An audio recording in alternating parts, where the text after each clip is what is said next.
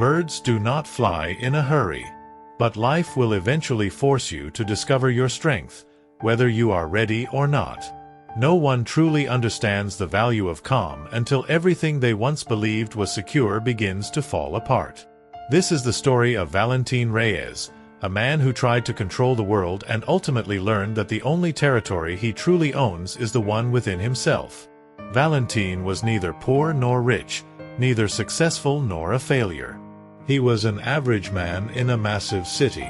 He worked as a railway system operator, monitoring track switches, schedules, and signals. His life followed the same rhythm as the trains he supervised. Move forward, stop. Move forward, stop. Day after day, without surprises, without sounds other than worn metal grinding against metal. He lived with his partner, Maria, a patient, sensible woman who believed in silence and clear thinking. They had a 12-year-old daughter, Sophia. She was curious, full of life, capable of finding beauty in an ice cube, while her father only saw routine, expense, and inconvenience. Valentin was rigid, controlling, and a perfectionist. He believed life should bend to his will. When things didn't go the way he wanted, he grew angry in silence. Frustration was his hidden language, his internal poison. There was no tragedy yet, only slow, invisible erosion. The kind that destroys a person without breaking a single bone. Then one Friday, the railway company announced changes. Budget cuts, layoffs, double shifts. What unsettled Valentin wasn't the extra hours. It was the loss of control. He felt life was shifting the tracks without asking his permission. He tried to resist the feeling, but didn't know how. Anxiety began to reshape his days. That same week, Sophia became ill. At first, it was only a persistent cough. Then the cough became a fever. The fever became hospitals, tests, and uncertainty. The house stopped feeling like a home and turned into a waiting room. Valentin broke inside, but never showed it. He screamed when no one was watching. He slammed the steering wheel while driving alone. He didn't cry.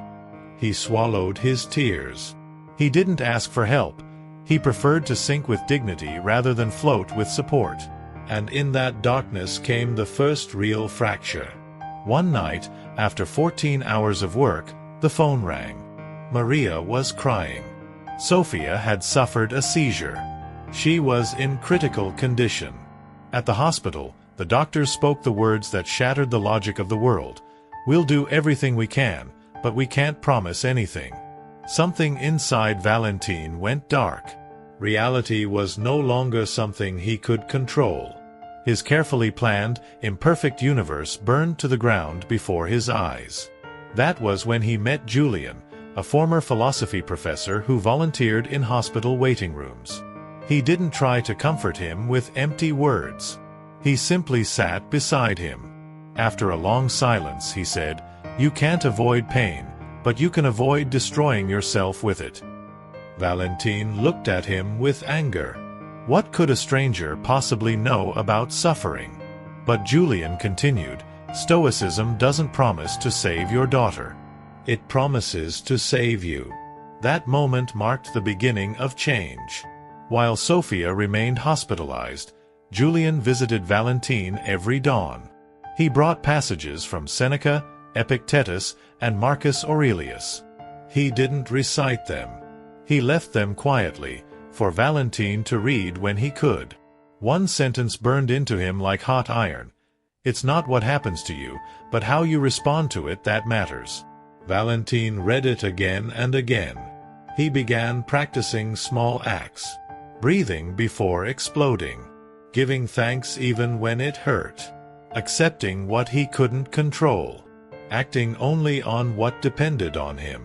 Slowly, without anyone being able to name the exact moment, something changed.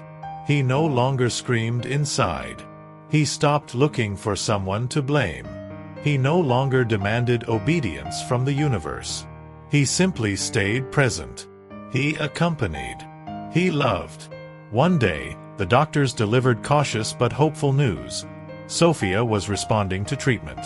She didn't recover quickly, but she improved. And as she healed, so did Valentine's soul. 6 months later, he returned to work. One morning, the railway system suffered a failure. A train stopped with 400 passengers on board. Before, Valentine would have collapsed. This time, he breathed. He assessed the situation calmly. He couldn't control the technical failure, but he could control his response. He coordinated the operation clearly and without panic. The passengers disembarked safely. A tragedy was avoided. And Valentine, without seeking it, became a leader. The general director later asked him, "How did you keep your head so calm?" Valentine smiled softly. "I don't control the storm," he said. "Only my rudder." That phrase soon became a motto within the railway system. But life, the eternal teacher, had one more lesson. Maria, the woman who had held him together when he fell apart, began to feel distant. Not from lack of love, but from years of emotional exhaustion. She too had suffered. She too had lost. She too had changed. And no one had listened to her enough. One night, with a trembling voice, she said, "I love you, Valentine. But for years, I felt like I was living with a man who was absent, even when he was here." Valentine didn't defend himself. He didn't justify anything. He didn't ask her to change her mind. He simply took her hand and said, "Thank you for not giving up when I did." There were no arguments, no reproaches, no storm, only an embrace that closed old wounds. They decided to try again, not like before, but better. Sophia turned 13, recovered, strong, radiant. One day, she asked her father what life was. He didn't quote philosophy. He simply shared a truth learned through pain. "Life is like a train, sweetheart. You can't stop the rain, the wind, or the stones on the tracks. But you can choose where you keep going." She smiled, and the man who once tried to control everything finally understood the power of acceptance. He didn't become perfect.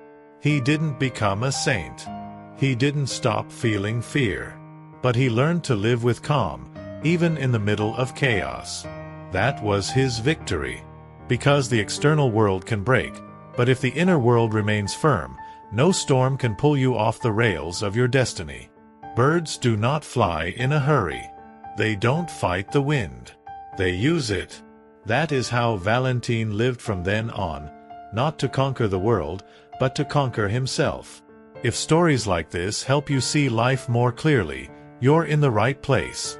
Subscribe and turn on notifications so you don't miss future stories. And follow us on our social platforms to stay connected with our community. Welcome to the family of Stoic Stories.